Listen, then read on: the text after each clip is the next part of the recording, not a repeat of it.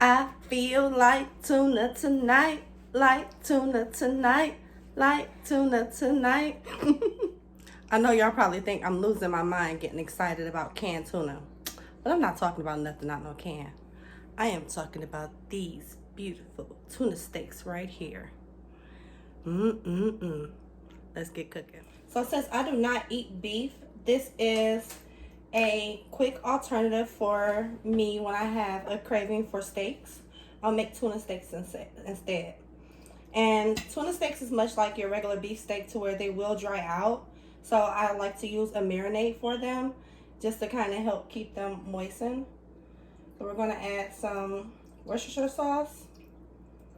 That's about 3 tablespoons. We're just going to do a quick marinade for these and then let them soak for about 15 minutes.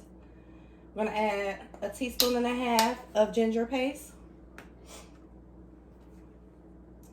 and a teaspoon and a half of onion powder, a teaspoon and a half of garlic powder, and a teaspoon and a half of garlic and herb.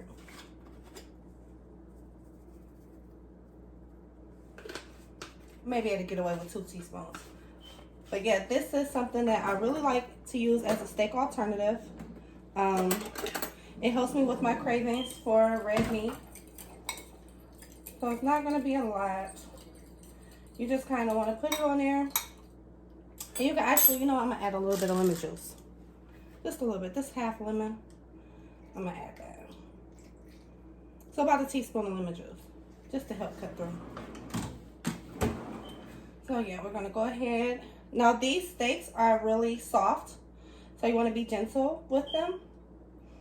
And you just want to make sure you submerge it on both sides really well. And get that seasoning nice and covered on there. And we're going to let these sit for about 15 minutes max. Our tuna steaks have been marinating for about 15 minutes. Now you really want to be careful and not let them marinate no longer than that, because if you use the lemon juice, that lemon juice will start to cook the tuna and you don't want that. So we're going to go ahead and get started. We're going to add about a teaspoon of grapeseed oil to our pan, only to allow the butter to go a little bit further, because that butter burns really fast and we do not want it to burn. And then we're going to add about a tablespoon, I'm going to say, of garlic butter. And I know earlier I said that I use this recipe. I make the tuna when I have a craving for beef steaks. But honestly, anybody can enjoy it. Like I told you guys before, my husband is a meatitarian. He likes this. He eats it with no complaints. So whether you are a pesky, you eat meat, you don't eat meat, well, not as in vegan or vegetarian, don't eat meat, but you don't eat like poultry or red meat or whatever like me, then this is a good option for you. I'm not saying like vegans and vegetarians will eat it, because they don't eat that, but you know what I'm saying. Y'all know sometimes my tongue get a little twisted. Speaking of tongue, where are my tongues? I'll be right back. So I found them. I found my trusty tongues. Okay, so this is going to cook pretty fast. Tuna steaks are much like regular steaks, as I said before, as far as like the way you cook them.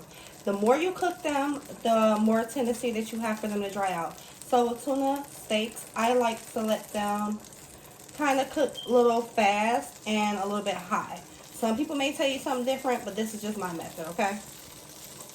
And as you can see, our marinade has become kind of crusty over the tuna. It's going to give it a nice sear of flavors.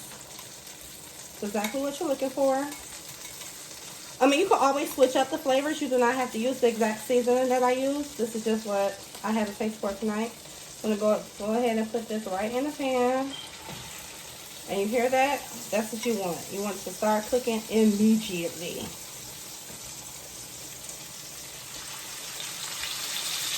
You hear that? Yes. Sizzle, sizzle, sizzle, sizzle, sizzle. So we're going to go ahead and let that cook for about 2 minutes on that side before we flip it. And I'll show you how to determine when it's time to flip.